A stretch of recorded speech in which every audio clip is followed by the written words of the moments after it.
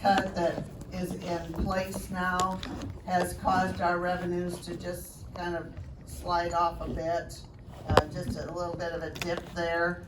But we've set aside enough money to be able to keep the state's priorities, education, Medicaid, and public safety, funded. As historically happens with tax cuts, after some time they rebound, the economy rebounds, and the state revenues also rebound as well. So no matter what, we have a lot of needs that come before us in the state legislature, and there's always more needs than taxpayers can fulfill, so we always have to set our priorities and do the best we can to have a stable and predictable and sustainable budget. The governor has proposed her budget, and her plan is to spend $9.4 billion from the general fund in 2026. This is an increase of $486 million, which is 5.4% higher than the current fiscal year. Some major items in the governor's budget are $102 million increase in supplemental state aid for schools, which is a 2% increase. The Senate has passed this out. The House has passed a 2.25% increase in supplemental state aid, so it still has yet to be the compromise to be made between the House and the Senate on that. There's going to be $1 million increase for the ISU Ag Experimental Station. $1 million increase she's got in her budget. She's proposed for the ISU Veterinary Scholarship Program, which is going to have a requirement that students work in rural Iowa for 5 years. So the effort to push veterinary services out into the rural areas. She has also proposed $1 million increase for the ISU Veterinary Diagnostic Lab, $1 million increase for University of Iowa Cancer Research. This is to combat Iowa's high cancer rates. It's a new program. There's going to be a $223 million increase for Medicaid. This is to address a shortfall by the federal government, plus have the usual increase that we allot for Medicaid in the budget. All that's going to include a $25 million increase for nursing facilities, nursing homes, and $19 million increase for Hawkeye, which is the children's insurance program. There's going to be a $40 million payback to the Economic Emergency Fund due to an unexpected $40 million that was spent from the fund to cover natural disaster expenses from the flooding in northwest Iowa, if you remember that last year, and tornado damage, if you remember that, the communities of Greenfield and Minden last year. It turns out that 2024 was a record year for tornadoes in Iowa with 125 touchdown. On the taxes front, we haven't addressed taxes a whole lot in the legislature so far. Right now, we're just mainly dealing with policy issues, and tax issues tend to come a little later, especially after the March Revenue Estimating Conference gives their final estimate on for what the revenue will be for the next fiscal year and for the one after that. So we tend to hold off on budget appropriations, tax issues until we know that number. On other issues, the governor is proposing a look at developing nuclear energy. There's a company that's interested in recommissioning the nuclear plant at Palo. We're just looking at ways to develop alternative sources of energy. Pharmacy benefit managers, I don't know how much you're aware of those. They're the middleman between the drug manufacturer and our pharmacies, our retail pharmacies. So there's been quite a few unfair business practices by pharmacy benefit managers, and so we have passed a couple of bills out of the Health and Human Resources Committee in the Senate in order to address those unfair business practices. I've heard from especially rural pharmacies, independent pharmacies in our Senate district here that are concerned about being able to remain viable with the business practices they have to deal with pharmacy benefit managers. So I'm hopeful we can get something done this year. We have a bill that is going to install work requirements for able-bodied adults that are on Medicaid. And that bill has just been introduced and just starting to move through the committee process. And you probably heard earlier on, we dealt with gambling casinos. We were looking at a 5-year moratorium on gambling casinos, and the House did pass that out, but we didn't have the votes in the Senate, so that never got passed. So the Racing and Gaming Commission has granted a permit for a company in Cedar Rapids to be able to build a new casino there.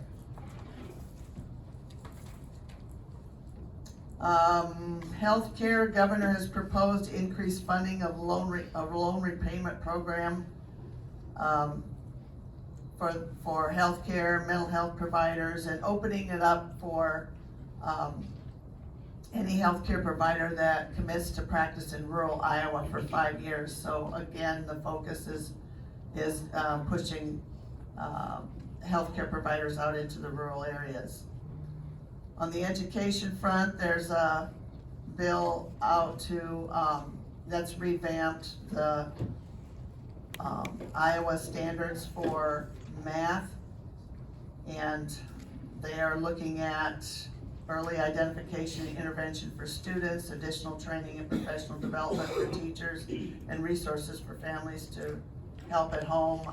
I've heard from a lot of families about difficulties of helping their kids with their math homework, and so it's hoped that these will be some good changes for us in that area. We've also passed out of the Senate Education Committee the governor's bill requiring schools to have a policy governing cell phone use, with the goal to restrict cell phone use during instructional time for K through 12 students. She has left room for schools to decide exactly how that's gonna work, to schools to direct their own policy. So she's trying to balance the mental health of students with the need for local control of schools. The pipeline, we're still working on legislation on the pipeline, still trying to protect private property rights against eminent domain abuse. We want eminent domain to be used for public use, not private use, as the current CO2 pipeline is for private use. So there's a number of bills in the legislature. None of them have gotten taken up yet. And we are coming close to the end of the first funnel when a bill has to be out of committee or it's not considered viable. So I don't know if we're gonna get a bill like that, at least in the Senate. I'll let Charlie talk about what's going on in the House with that. But we also have 4 lawsuits in the courts on this issue, asking the Iowa Utilities Commission to overturn their permit that they granted to Summit Carbon Solutions. So that is still in the works as well. The Senate Judiciary Committee has passed out a hands-free driving bill, which will mean only limited usage, very limited usage of cell phones while driving. There's several bills on election integrity. dealing with verification of US citizenship and ranked choice voting. So we'll, keep working at that. I always think to myself, I know Iowa's got a good system with voting, but in 4-H, we always learned you try to make the best better, and so, you know, we always are continuing to look at ways to improve our voting system, so. That's what I got as far as highlights, and I'll let Representative Thompson give you the highlights from the House side. Libraries. Oh.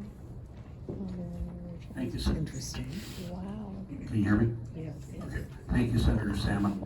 I think I'm one of the luckiest House members in Iowa because of having Senator Salmon at these forums, because she prepares a more thorough explanation of the what's going on in the legislature than you can get from the Des Moines Register, the Cedar Rapids Gazette, or any conventional publications. So thank you once again.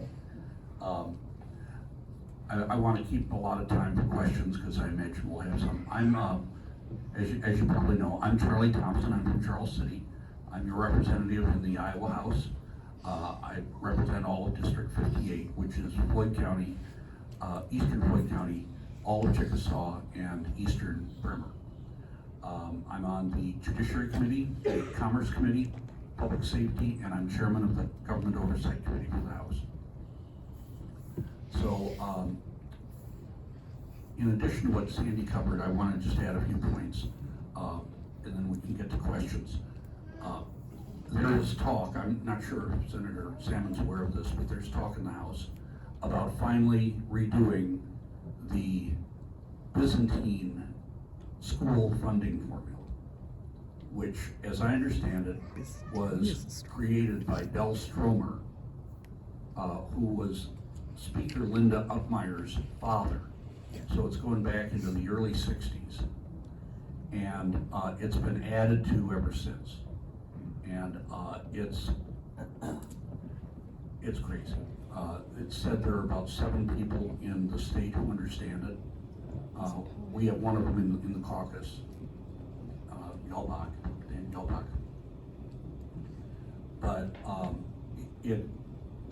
for our purposes, it's important that it be redone because it is very unfair to the smaller rural schools. So when you hear about the argument on 2% versus 2.25, there were people in the House caucus who wanted 4%. And I think really, to be fair, for the rural schools, they need more than 4%. But you can't do that statewide, break the bank. So what we have with this formula is it's just the opposite of how a business would do it.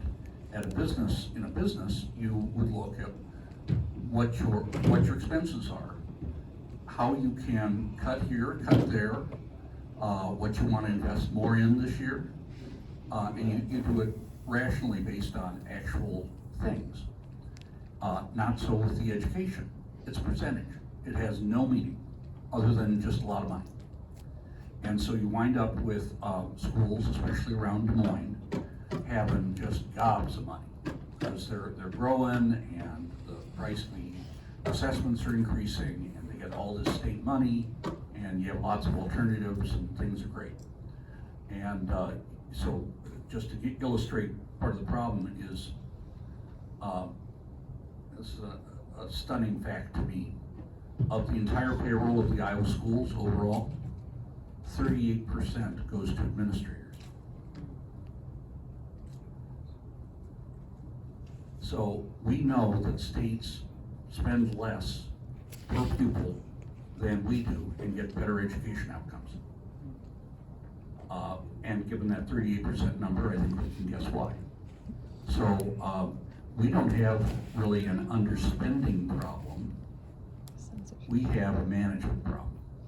And that has to be attacked. And I think one of the ways to do it is zero-based budgeting with getting away from this blanket percentage. So the blanket percentage, just to repeat, means that like Tripola is one of the smaller districts. they're always struggling. I got a piece of paper, a report last two weeks ago saying that they were over their allocated total spending authority, which is not a good thing, and one of the few in the state that are. But given they're probably not spending unnecessarily. It's just that the formula's out of whack. So there's a bit of good news there. I'm not sure it'll happen this year, but for the first time, I think people are waking up to the problem. So that's a good thing. On the cell phone usage in schools, I know it's a problem, but, and I'm willing for the state, which really has ultimate authority over the schools, to be setting policy on stuff like this. But I don't see why we have to intervene on a state level to tell every school from Tripola to Charles City to Valley and Des Moines or wherever what their cell phone policy will be. The only argument I've heard in favor of the bill is that this would, that a lot of superintendents and principals are nervous about enacting strong policies because of all the pushback from parents and students. And they want us to do it for them. And so, but isn't that really an argument against all home rule? You know, should we micromanage everything from Des Moines? I think we may micromanage too much as it is. So, then I'm sure we'll have some questions on the proposed library bills. There are a bunch of them. But I'll respond to the questions on that one if people are interested. One bill that may be of interest to you that I have filed, couple of public safety related bills. One is on criminalizing or increasing the penalties for people who are driving crazy speeds over 100 miles an hour. There's no reason to be doing that unless you're EMS and then you have a waiver. But so I attached to that bill a general speed limit increase to get Iowa closer to the rest of the country, to finally get rid of the Jimmy Carter era 55 and go to 60 like much the rest of the country has, and bump the other limits up to by 5 miles an hour. According to the statistics, increasing those speed limits will actually cause a decrease in the number of accidents, though accidents at higher speeds are more injurious. So it's a trade-off, but it's giving everybody more flexibility, and the hope is the big thing that drives accidents on the open road is differentials in speed between vehicles. So if you have somebody crawling along at 45 and somebody doing 80, it's a prescription for disaster. So now we have people who are obeying the law, which you should, and then a whole bunch of people who say, well, we really know that 55 means 69. And it's not a good situation. So if we can all agree on one upper speed limit, which they've done in other states, it seems to work better. Then on the pipeline, there are, I think you said 14 bills in the Senate at one point, and at least that many in the House. The holdup has always been the Senate, but we are talking with the people who are on the other side, trying to come up with some sort of, I don't want to unduly raise expectations, but we're trying to come up with some sort of agreed plan forward on this. But in the meantime, most of the bills, I would call them the more common sense bills that are in the House, I think are gonna survive the funnel and make it probably be passed out. Things like, if you're on the Iowa Utilities Commission making, what is it, $140,000 a year, if they do okay, you have to show up for the meetings. I don't think that's a radical proposal. If you're building a pipeline in the state, you have to provide adequate insurance in case there's a catastrophe or a casualty. Things like that. Trying to redo under the Utilities Commission, there's an office called the Office of the Consumer Advocate. And you don't hear much about it, but it's very important to people who just pay their electric bill and gas bill, like people like you and me at our houses, because they are the only voice really that's organized and funded to stand up to the utilities and say, this is crazy. You can't get that rate increase. And they do it with data and statistics and careful analysis when they're functioning. And they've been it was an idea from, I think, the 70s, and it's a really good idea. Well, part of the big realignment, what was that, 2 or 3 years ago, the governor moved that office to the Attorney General's control. And the result has not been very good. So, because now, for whatever reason, you don't have the full-throated opposition for consumers that you used to. So I proposed, and I think it'll at least pass the House, moving it back to being an independent agency that 3 different parts of the government will appoint who's in charge of it and run the personnel and so forth. But I think it's a good thing for consumers. Related to that, I also filed a bill that would make internet and cable providers responsible for monitoring the speed of downloads and outages, and when they're not providing services. I don't know about New Hampton and Chickasaw, but for Floyd County and Charles City, I get calls all the time.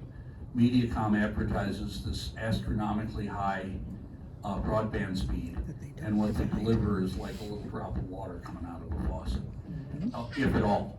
And it seems to go out, the services seem to go out just at the exact time that you need them the most. So, you know, it's fine as free enterprise if they want to do that, if it's their way of running a business, that's fine. But if they're advertising to the public one thing and selling another, there needs to be some accountability. So that's what that bill is about. And the other bill that I'm really anxious to see pass involves fentanyl, which has moved into Iowa. We're unfortunately not immune, and it's being sprinkled into all sorts of illicit drugs. And if you watch the news, what they say is true. Some of this fentanyl is so powerful that if you even brush against it with the side of your hand, that can be a fatal dose. Just skin context. It's really dangerous. So we have had quite a number actually, of deaths due to fentanyl poisoning overdoses. And this moves anything having to do with fentanyl that you deliver, whether you're intending it or not. If you're delivering a substance that is laced with fentanyl and somebody dies, it's a Class A felony. That's murder. You have to be hyper vigilant if you're a drug dealer, is the message. So maybe you ought to not do it. Need to provide Narcan to public places. Oh yeah, and then finally, one other thing on the pipeline. Since our last session, and this is kind of new because it came out while we've been in session, there's a federal agency that many people haven't heard of, but it's very important. It's called PHMSA, which is the Pipeline Health and Safety something or another. Everybody acknowledges that they are the best of the best in calculating all the safety parameters that you should have for running a pipeline. Well, they came out with a report in mid-January because of the different problems with these carbon dioxide pipelines, saying what their recommended safety parameters are. And it said a number of important things that we all should be aware of, because if this gets built, it'll be right here. These pipelines are far more dangerous than natural gas because of the nature of carbon dioxide. The asphyxiation danger, if there's a problem, is horrendous. So they have moved the safety zone from being 500 feet with a natural gas pipeline to being 2 miles on either side of the carbon dioxide pipeline. It's a colorless, odorless gas. Your first sign, if there's, the worst would be a winter night with not a lot of wind, just a gentle breeze. your first sign of a problem might be death. You could easily die in your sleep. It's a bad deal. So, this is important to us because the IUC, then it was called the IUP, when they had analyzed what the Iowa policy would be, was operating under the assumption that carbon dioxide pipelines were exactly as hazardous as natural gas. And they're not. So we have a big problem with the safety involved, with how first responders are going to be dealing with this, because you can't use conventional automobiles or gasoline-powered engines in responding to a hazard created by these, because carbon dioxide extinguishes the ignition in the cars. Everybody responding on the EMS side will have to be wearing supplemental oxygen, and even the amount, because this is so concentrated and because it's heavier than air, the amount to poison a person is, amount of time to poison a person is actually quite short, just minutes. So this is a big problem, but you should be aware of it, and we're attacking it in Des Moines, even though it's not getting a lot of headlines. So I've talked enough. Are you ready for questions? Okay.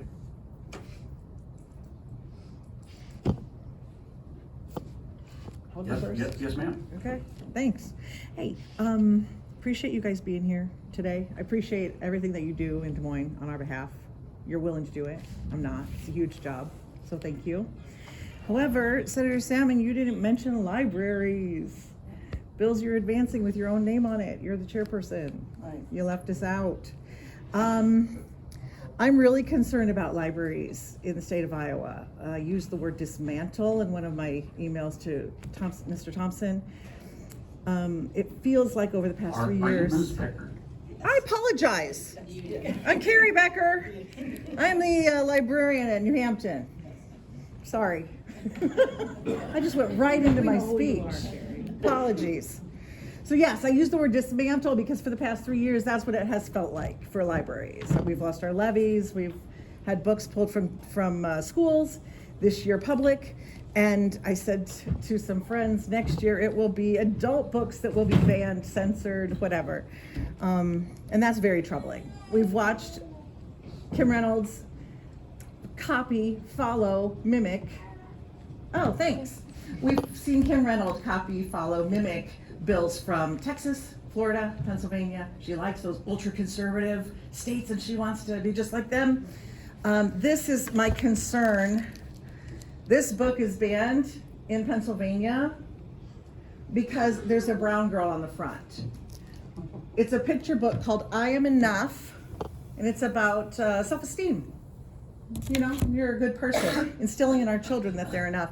But because of the reversal of DEI and critical race theory, that book is now banned.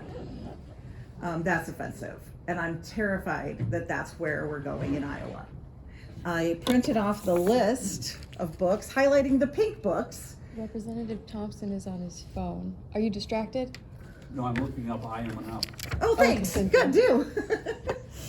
It has nothing to do with the LGBTQ agenda. So parents were terrified in Iowa because people said they're giving sex books to your toddlers, and that's just not happening. There's already laws in place about obscenity. Our kids are protected. And then when I looked at the trends nationally, I was horrified to find that most of the books that are being banned are not about LGBTQ agendas. They are in fact about race. Or, get this, free thinking. They're banning 1984. That's not an obscene book. It tells you to challenge authority. It tells you to think about who your leaders are. They're banning Animal Farm. They're banning The Handmaid's Tale. And that's my concern. I've said to both of you, who makes the list? What's the criteria? Where is it coming from? Obscenity, defined under the law, it's not a nice thing to read out loud, but it's in none of our books. Those standards, the standards of obscenity, we don't give those books to children. So obscenity now looks like this. In Florida and Pennsylvania and in Texas, obscenity is race, obscenity is free thinking. And that is a very slippery slope. It is a very dangerous ideology. So that's my concern to you. I've asked you both and received no answers. Who makes the list? Well, the bills you're referencing have to do with, sexually explicit books. Right. That are in our libraries. I Right. mean, I can't speak for your library, but, they are in Iowa libraries, Iowa public libraries. Des Moines and And Iowa so- City, baby. Can you give us an 1% maybe. example? I'd love an example. Yes. Well, I didn't bring. I would like an example, evidence to support Because that that's the librarians problem. are a danger to children. Yeah, because that's what people are being I told. didn't bring any samples with me Yeah. today, but they are out there. Can you And- email that to one of us? I can, when this first came up, I'd like a response to my email to they, you. I'll, you mind if I interject? Yeah, go ahead. Thank you. We had to compare, and I actually couldn't read the stuff in here because children are present. What was being put in school libraries, including for elementary kids. And it's about as bad as you can imagine. So, I mean, no, New Hampton's not gonna be the problem. This I is was not just a New gonna say Hampton that, issue. So anyway, just anybody who's interested in seeing what this stuff is, So- contact me. The New after- Hampton and Ionia librarian would like the legal protections we've had for a long I time. understand, Right. I was just gonna say, anyone who wants to see what this involves, contact me after this program and give me your email address and I'll send it to you. So, I'm sorry, go ahead, Sandy. Yeah, that's okay. Senator Sandy. Yeah, what the bills do is ban sexually explicit materials from libraries and also remove the obscenity exemption that schools and libraries have had for many years. And the reason is because there are sexually explicit materials in many of our Iowa libraries, and these should not, Time limit section. and these should not be available for kids. And so, but the newest bill that you advanced, 347, it says I can't buy any book with sex in it, even for an adult. it has to do with prohibiting books that contain sex acts as outlaid in Iowa Code 720.17. And I don't have that at the tip of my tongue, and I can't read it off for you, but if you would Printed look it. that up, Oh, we've got it. I think I might have I it. don't think you would want I don't think we want our taxpayers to be funding those kinds of things in our libraries. I don't have it. But who is, if you pass this bill, who is it, what committee, what people That's the are you question. putting together That's the question. Who decides? to decide what books are sexually explicit? Who? Well,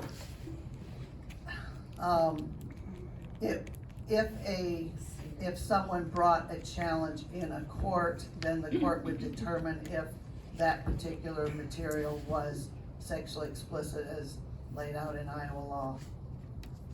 And we all, But we expect that our libraries will filter out the books that are offered to them or that they look at to purchase in order to ensure that that they don't contain that kind of material and that our libraries are a safe environment for kids.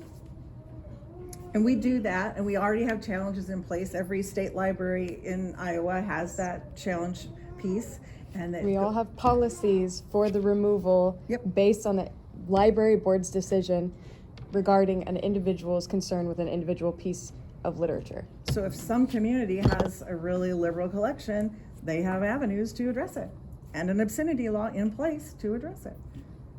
It's unnecessary legislation, and it's targeting of librarians, because now you're making it personal, and you're saying you're gonna lose funding if you're a member of the ILA, because they do advocacy work, and you're gonna go to jail, and your city's gonna encounter fines. Well, I would suggest that you just ensure that You don't have sexually explicit materials. That's not enough. Ma'am, we already do not. Well, That's then you We don't have a have policy in anything place. to worry about if you don't I have worry it. about my children's freedom. I worry about their freedom to read. That's why these people are here. If you're here for Well- libraries, could you stand up with me for 1 minute? If you're here for libraries. Thank you guys.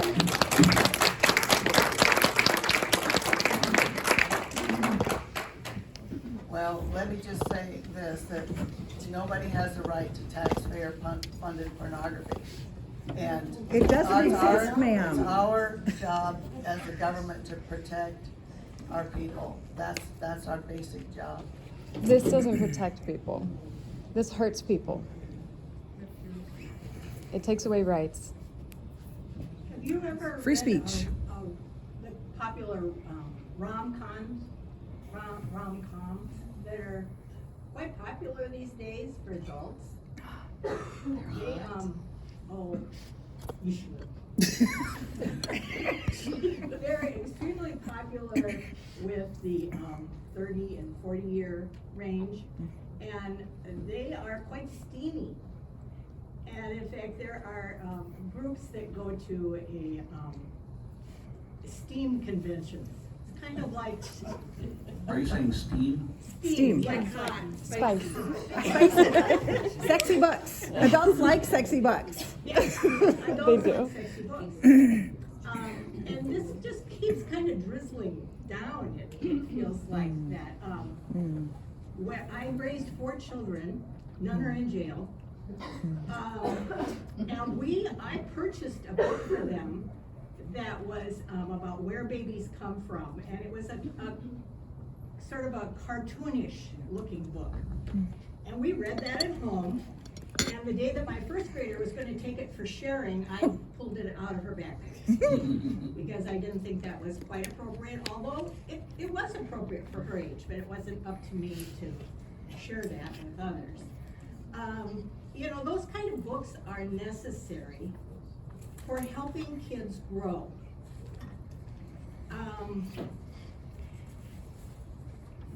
And you know, it bothers me because in a whole other context, although you have indicated that a lot of these are race related, there are also this group that, the LBGT whatever group, that have now been targeted by our legislature because we don't want men to compete with girls as girls.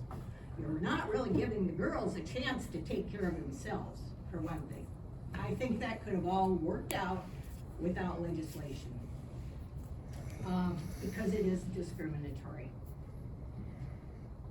I guess I should let somebody else talk.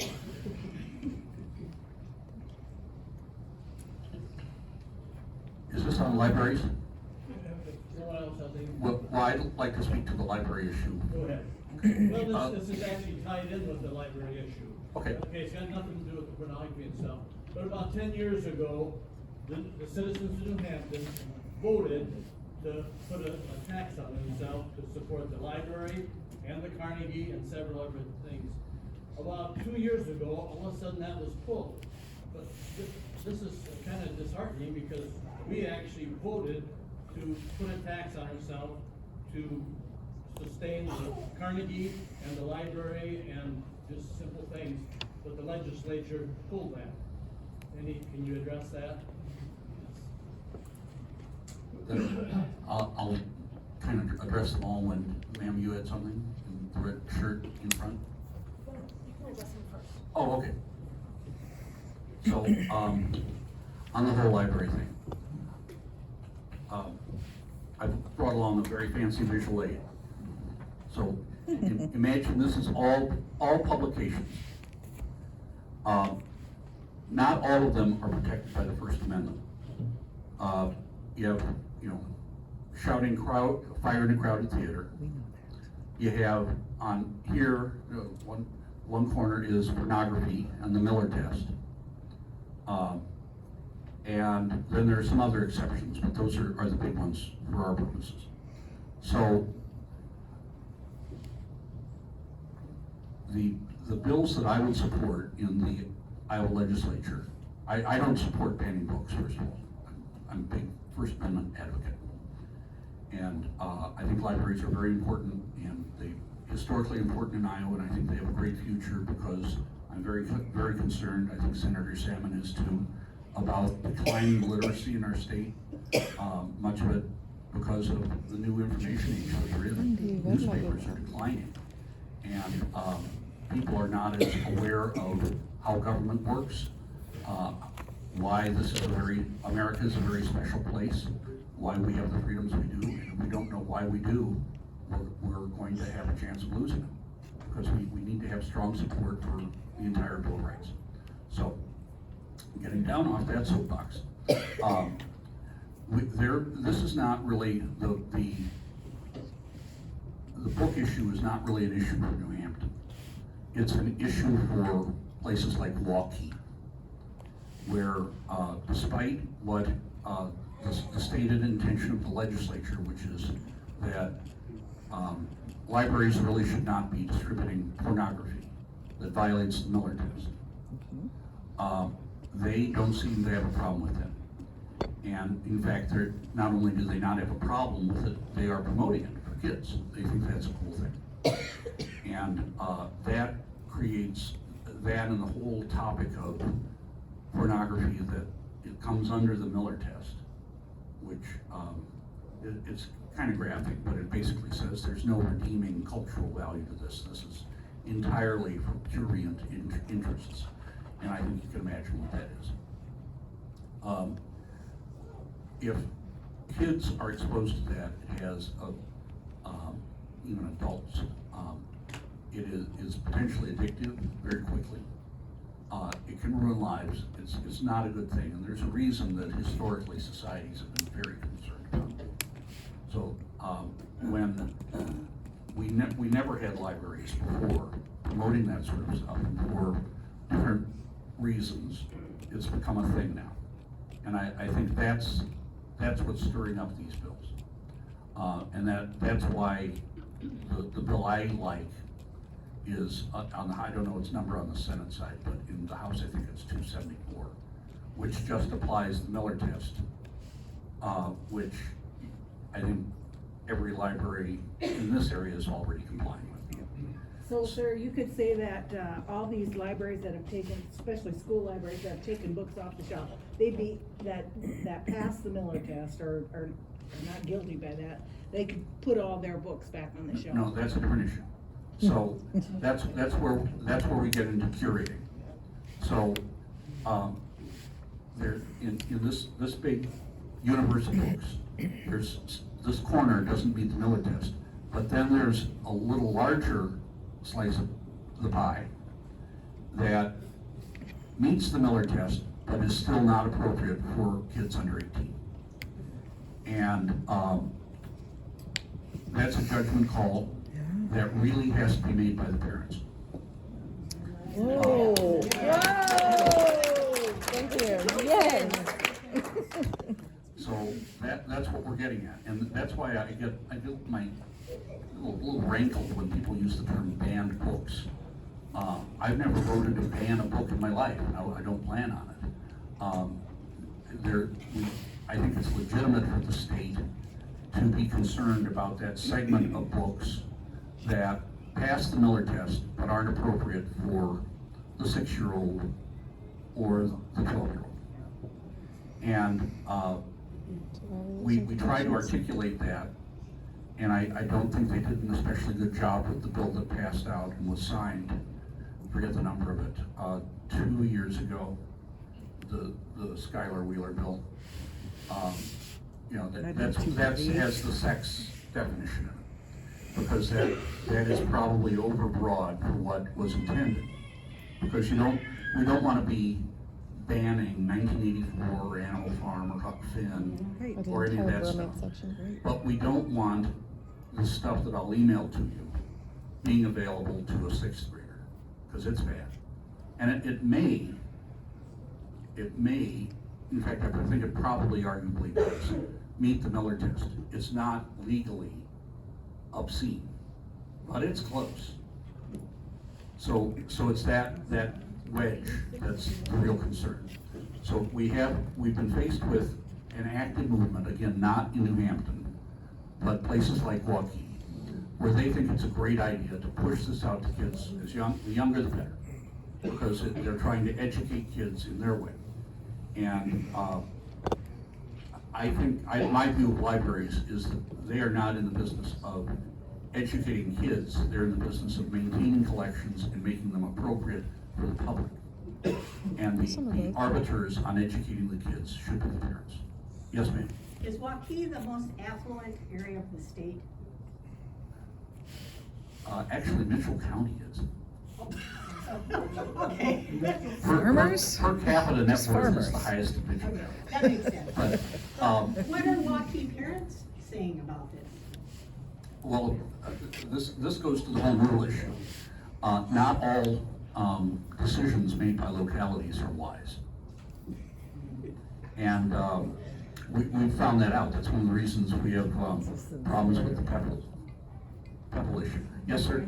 Yes, I'd like to go back to Bill's question, we seem to be going off in other Oh, yes, directions okay, here. so- If we're, trying to promote a return to local control, the community wants to better itself, why should we be seeing Des Moines saying, no, you can't do that? I'd like to. This is a perpetual struggle. So, the legislature has, from the beginning of home rule, set a cap on how much local, government can tax. And because people are typically, historically, not as, watchful of local spending as the people at the higher rank of government, because we have people who are paid to do it. That's not true. That's not true. You do not, local government does not have paid professionals questioning every line item.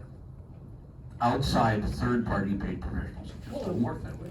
Excuse me, I do that every day of my life. I make sure things are paid for appropriately by taxpayers. And you are working for whom? I'm Karen, I'm the city clerk for the city of New Hampton. I work You're for part of the government. I am. Yes. What I said was, you don't have third-party outside people picking at your budget every day. That tends to happen much more at the state level because it's bigger. It's just the nature of the But I beast. also have residents calling every day, not every day, but asking those questions. And if I don't answer them, they're my friends and they're my neighbors.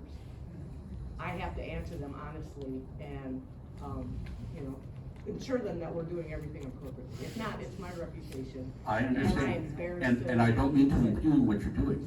I'm just saying that the nature of the business is that if there's going to be misspending, it's going to be in the smaller budgets where it's less likely to be scrutinized by somebody on the outside.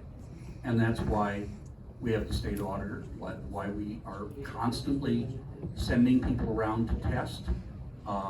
It's true in every organization. So that doesn't mean you shouldn't be doing it. And with the Carnegie Library here, it sounds like a great idea. But I think what the motive for that particular move, I think what they did was they moved the overall library spending into the cap on the city. And that gave, statewide, and so that gave the cities an excuse to start cutting from the library so that they could move those funds elsewhere. Before, it was kind of its own protected area. And which, makes some sense, because you don't wanna, you wanna really think carefully before cutting library funds. This was a vote put before the citizens of New Hampton, and they voted to increase it by a certain percentage. And that percentage went to the library and the Carnegie. Right. It wasn't any allocated or anything else. It was a vote by the citizens. No, I understand, but the state is saying that even with a local vote, there are some limits to spending. Go ahead. I'm not saying it's a good thing, I'm just telling you what they're doing. So then that brings me to Rob Sand. Rob Sand is not able to do everything that he wants to because Kim Reynolds isn't allowing him to be independent to go in and do all the taxes he wants. She can deny him from doing things. Well, actually, we passed a bill dealing with the auditor's responsibilities, and the auditor had been, getting into areas like, academic records and healthcare data that generally was not the province of the auditor to get into. Auditors were just, the auditor is just mainly dealing with, financial records.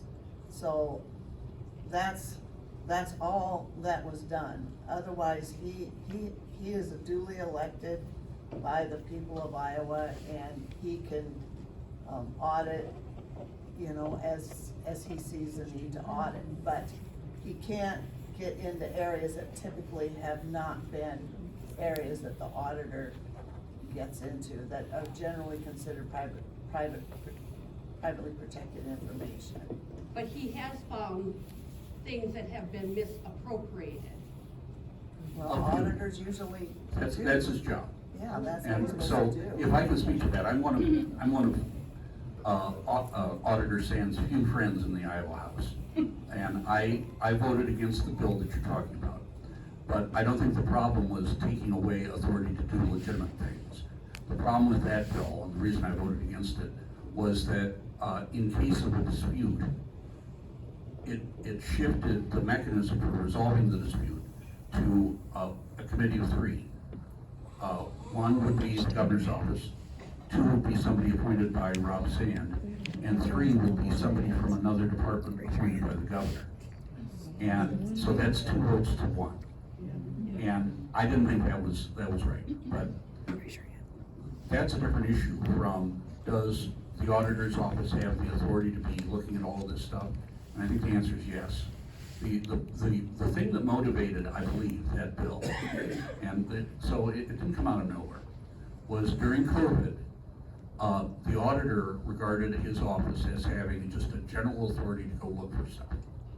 And that's not what an auditor does. The auditor in the Iowa Constitution and traditionally has been to look at the books and records, see if anybody's cheating, see if there's misallocation. And he's been behind in doing the core stuff that an auditor should be doing. And that's not good. And I don't want to get too much into the weeds here because I'm the chair of government oversight and we're looking at some of these issues. But there have been some significant problems with misallocation of funds that have not been looked at properly by branches of this government. And I'll leave it there. So I want the auditor to be laser focused on auditing and this misallocation rather than on getting into whether or not you had the COVID inoculation. So then does he have enough staff to help him do these things? Well, that's a good question. He says not, but I think we're gonna pass his bill his budget bill as he requested.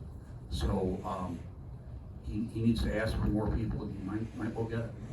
Because if you have, This lady's been waiting here patiently for questions. Okay, I'm gonna shift topics here a little bit. okay. My name is Lynette Pint.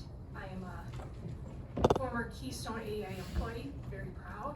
I am now a very proud special education teacher in the public school system, but my most important title is mom. My daughter's diabetic. She has a 504. I'm gonna ask you, Mr. Thompson, but specifically you, Sandy, I would like both of you to answer. How is it, if the 504 is found to be unconstitutional, how is FAPE going to be guaranteed to my daughter? And how is that going to be, how are you gonna assure her ability in accessing equitable education today and as she heads to college, but also that she's not discriminated against in the workplace? Thank you. Well, there isn't any danger of the 504 plans being done away with. that isn't an issue. It is only has to deal with a change in the rules that was made by the Biden administration on the very last days of administration.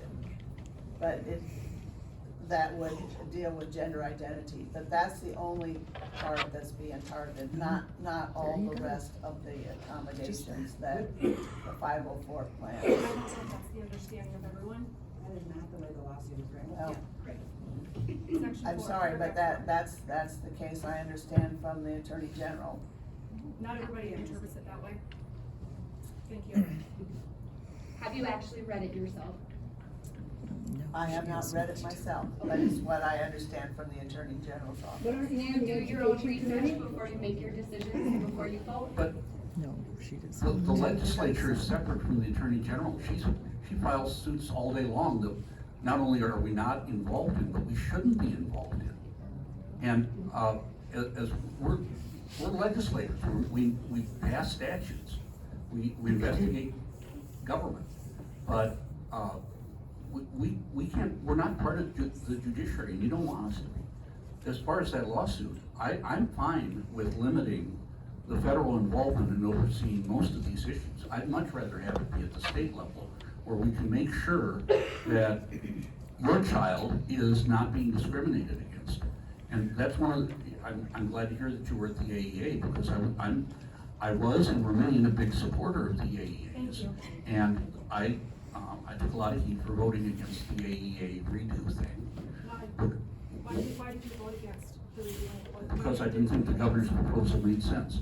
I think there probably is overspending at the AEAs. I don't know. That's the point. Nobody knows. Because you have to get in there with a very intrusive audit they were keeping their books in a way that did not lend itself to scrutiny, proper scrutiny. And that's fine, that happens.